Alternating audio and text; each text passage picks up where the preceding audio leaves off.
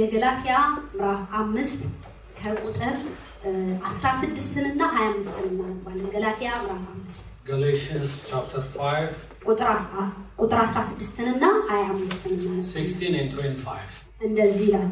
ነገር ግን እላለሁ በመንፈስ ተመላለሱ የሥጋን ምኞት ከቶ አትፈጽሙ። ቁጥር 25 በመንፈስ ብንኖር በመንፈስ ደግሞ እንመላለስ። ክብር ለጌታ ለኢየሱስ ይሁን።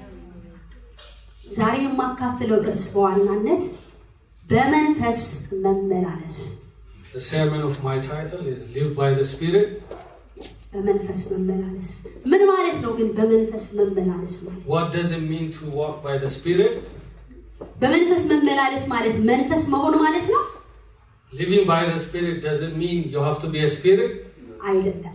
It's not. በመንፈስ መመላለስ ማለት በእግዚአብሔር ቃል መመላለስ ማለት ነው።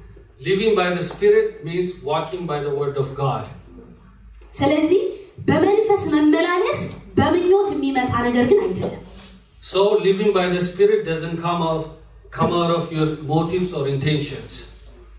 በመንፈስ ለመመላለስ መንፈስ ከሆነው ጌታ የመጣውን የእግዚአብሔርን ቃል ማወቅ። To walk by the Spirit, you have to know the Spirit that comes from the Lord. እሱ ነው በመንፈስ መመላለስ ማለት ነው። That is what it means to walk by the Spirit.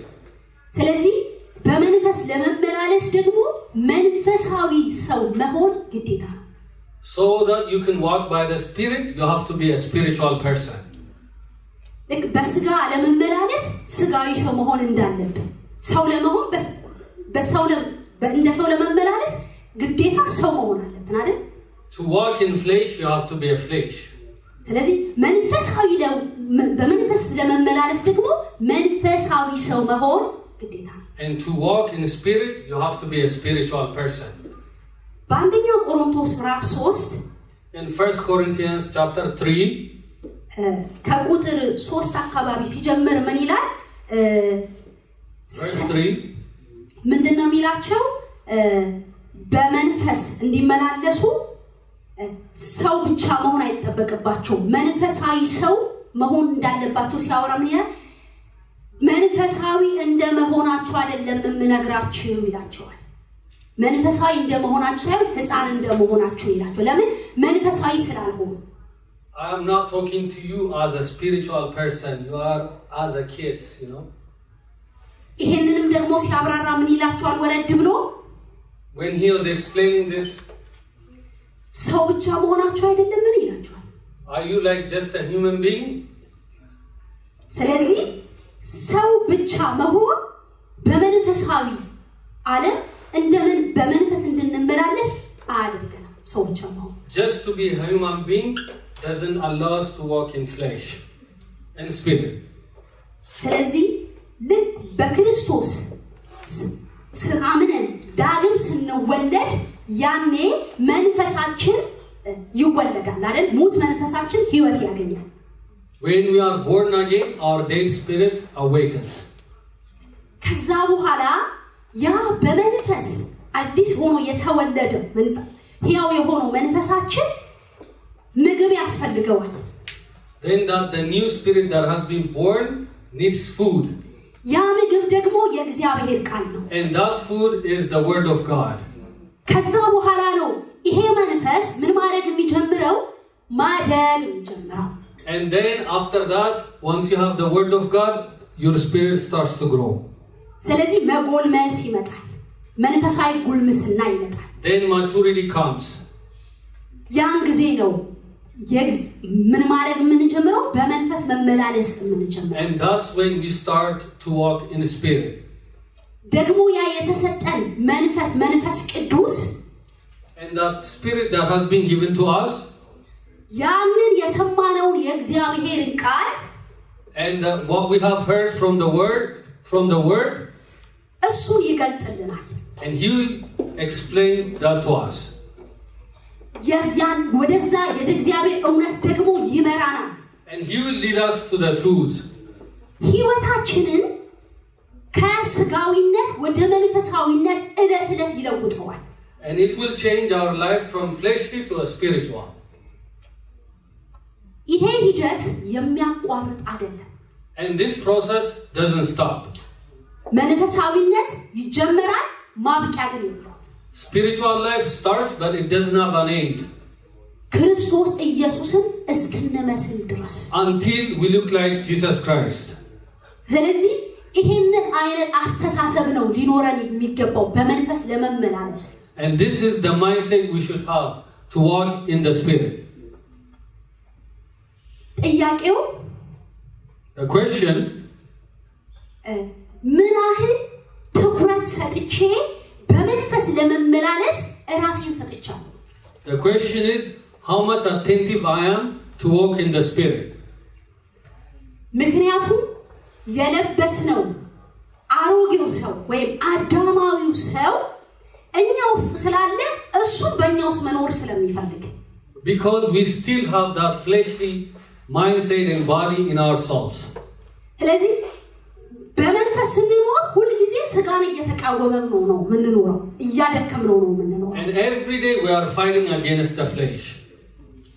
ስለዚህ መምረጥ የኔና የናንተ ድል ፈንታ ነው.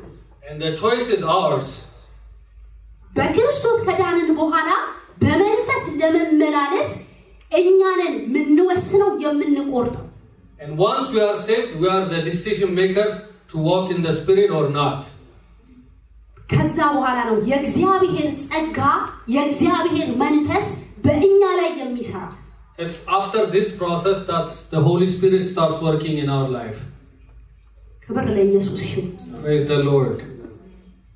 ስለዚህ በመንፈስ ስንኖር መዘንጋት የሌለብን ሁሉ ጊዜ ስጋን እያደከሙ መኖር ነው.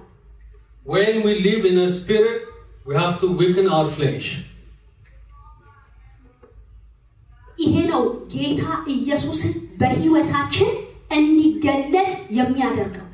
This is what reveals Jesus Christ in our lives. እዚሁ ምዕራፍ ላይ ቁጥር ከፍ ብሎ ሲናገር ገላትያ ላይ ጳውሎስ ምንድነው የሚለው? የሱ የሆኑት ስጋን ከነክፉ መሻቱ መስቀሉ ላይ ሰቀሉት. In the same chapter, Paul talks about those who belong to him crucified their flesh. ስለዚህ ሁሉ ቀን ይሄ ስጋ እንደተሰቀለ ማሰብ. And every day thinking that this flesh has been crucified. ክርስትና የመቁጠርና የመኖር ህይወት ነው. Christianity is about counting and reckoning. የሆነውን መጀመሪያ መቁጠር የሆነው በክርስቶስ የሆነው በክርስቶስ ስጋችን ተሰቅሏል. በክርስቶስ አዲስ ሰው ሆነናል. ስለዚህ ይሄንን መቁጠር ነው መጀመሪያ. Reckoning that we have been renewed by Christ and reckoning that we belong to the Lord.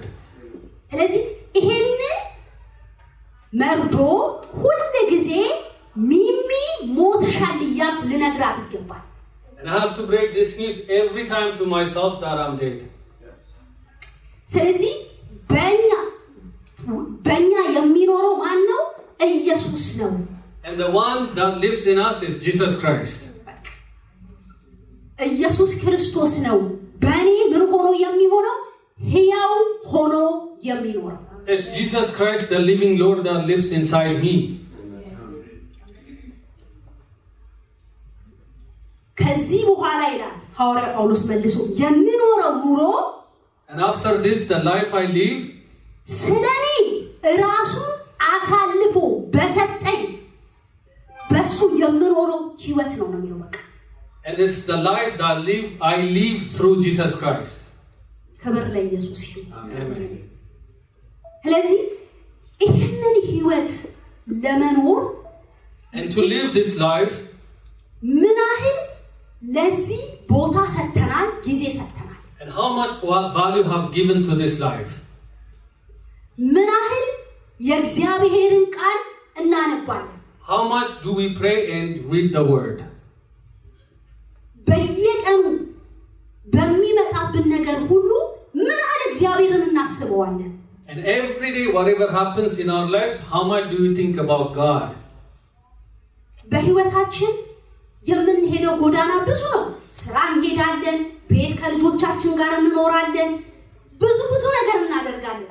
እያንዳንዱን ነገር ለእግዚአብሔር ክብር ማድረግ ነው በመንፈስ። In our day-to-day life, we go through a lot of things, but every day we have to make sure that we live for the Lord. ለስጋችን አንዳንድ ጊዜ ላይመች ይችላል. And it might never be easy for the flesh. ስጋችን በራሱ የራሱን ምቾት ነው ማስጠበቅ የሚፈልገው. And our flesh wants its comfort. ራሱን ማስደሰት ነው የሚፈልገው. It wants to please itself. ስለዚህ ምን ማድረግ አለብን? ዋጋ እንዲከፍል ማድረግ አለብን. And we have to make sure that it is sacrificed. ዋጋ መክፈል አለበት ስጋችን. Our flesh has to sacrifice itself. ለዚህ ነው ትሬን እንድናደርግ መጽሐፍ ቅዱስ እንድናሰለጥነው That's why we have to train ourselves. አስለምድ እግዚአብሔርን መምሰል አስለምደው. Train yourself looking into Christ. በእግዚአብሔር መንገድ መመላለስን ስጋችንን ምን ማድረግ አለብን? ስፖርተኞች እንደሚያሰለጥኑት ራሳቸው. As a sportsman's exercise, we have to train ourselves. ትኩረት ሰጥተን and focused. ራሳችንን ማሰልጠን መቻል አለብን. And we have to train our flesh. እዚህ ውስጥ ነው ወገኖቼ የክርስትና ጣዕሙ ያለው. And this is where the beauty of Christianity is. ያለበለዚያ እንድናለን ግን ክርስትና ሳይገባን ግን ዘመን ልንቆጥር እንችላለን. Otherwise we might be saved but we don't understand the whole concept. ስለዚህ ክርስትና እንዲገባን የእግዚአብሔር ንግግር እንዲገባን በመንፈሱ ልንደሰት የምንችለው ወደ ውስጥ ወደ ሆነው መንፈሳዊ መረዳት ስንጠልቅ። To understand the true Christianity, we have to indulge ourselves in the understanding of Christ. ለዚህ ነው ጌታ የሚጠብቅ. This is why the Lord waits for us. ለእንደዚህ አይነቱ ጸሎት ነው ወደ መንፈሳዊ ወደ ጥልቅ ወደ ሆነ ነገር አስገባኝ ለምንለው ጸሎት እግዚአብሔር ፈጥኖ የሚመልሰው ጸሎት ነው. To go deeper in this relationship, that's what the prayer should be. ከምትለምኑትና ከምትፈልጉት በላይ አብልጦ ሊያደርግ ተብሎ የተጻፈው ቃል more than what you ask for, ከምንለምነው በላይ more than what we ask for, ሊሰጠን እግዚአብሔር የሚወደው God is faithful. ይሄ ክፍል የተጻፈበት ቦታ ላይ on this scripture እርሱን ለማወቅ ለመሞላት በፈለግን ልክ እንደሚሰጠን ይናገራል. It is to the extent of how much we want to understand this. ይሄ የእግዚአብሔር ፍላጎት ነው. This is God's desire. አንድ ነገር ከሁላችን ይጠብቃል. He wants something from us. የልጁን የኢየሱስ ክርስቶስን መልክ ማየት. To look like Jesus. ሌላ ምንም አይፈልግም እግዚአብሔር. He doesn't want any other thing. ግን የልጁን መልክ እንድንመስል ቀድሞ የወሰነው ውሳኔ ነው. And he has predestined to look like Jesus Christ. ይሄ ነው ክርስትና. This is what Christianity is. ሃይማኖት አይደለም ክርስትና. It is not a religion. ሰንበትን መጠበቅ አይደለም ክርስትና. It's not about celebrating Sabbath. ቅዱስ ከሆነው እግዚአብሔር ጋር ሕያው የሆነ ግንኙነት ማድረግ ነው. It is about having relationship with the living Lord. ያ ነው ምንነስ የምንለው. That is what it is called walk. ለዚህ ነው ኢያሱን ስትነሳ ስትቀመጥ ስትሄድ ይህን ቃል አስቡ. That's why he said to Joshua, whenever you wake up, whenever you walk, remember this word. ይሄ ነው ክርስትና. This is Christianity. ደግሞ በመንፈሱ አቅልሎልናል፣ ጸጋን ሰጥቶናል ወገኖች. And by his grace he has made it easy. ስለዚህ ለዚህ ህይወት ራሳችንን መስጠት መቻል አለብን. And we have to make sure that we give our life to this walk. ከዚህ ወገኖች ክርስትና አድካሚ ነው. Otherwise Christianity is difficult. በመንፈስ መመላለስ ነው የክርስትና ጣዕም. We have to live by the Spirit.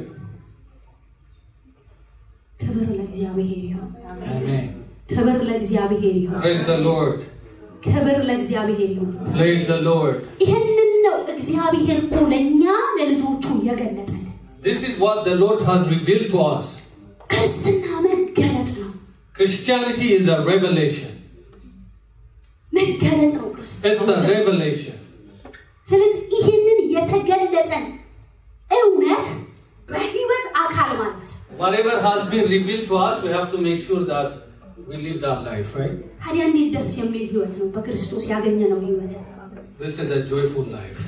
እሱ ያን ሁሉ መከራ የተቀበለው The sacrifice he paid, እኛ በጽድቅ የሆነውን ህይወት እንድንኖር ነው በቃ።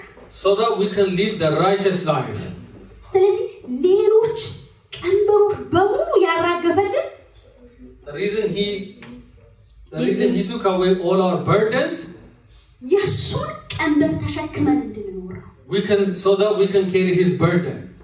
ለዚህ ነው ማቴዎስ ወንጌል ምዕራፍ 10 ላይ ጠርቷቸው ያላቸው። This is why he called them in chapter 10, እናንተ ሸክም የከበዳችሁ ወደኔ ኑ፣ those who are burdened, come to me. እኔ አሳርፋችኋለሁ። I will give you rest. ቀንበሬ በላያችሁ ላይ ተሸከሙ። And my burden is, በላይ ላይ ተሸከሙ። carry my burden. ቀንበሬ ልዝብ ነው ያላቸው። ይህ ምን ማለት ነው? ወደ ኢየሱስ ስንመጣ When we come to Jesus, ሁሉን ነገር ከኃጢአት ጀምሮ አንከባለለን። he has taken everything including sin. ከዛ ነፃ አደረገ። And he delivered us. ቀጥሎ ምን አደረገ? እንዲሁ በነፃ አለቀቀን። And after that, he didn't let us go for free. የራሱን ቀንበር ግን ጫነብን። And he wants us to carry his yoke. ነፃ አድርጎ ቢለቀን If he has let us free, ሌላ ነገር መጥቶ መጨመሩ አይቀርም። there might be something that will come on top. ለዛ ነው የራሱን ቀንበር አሸከመ። And he made sure that we carry his cross.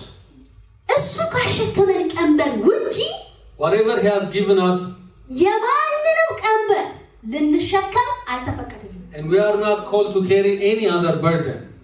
የራሳችንንም ቀንበር እንኳን Even our own burdens.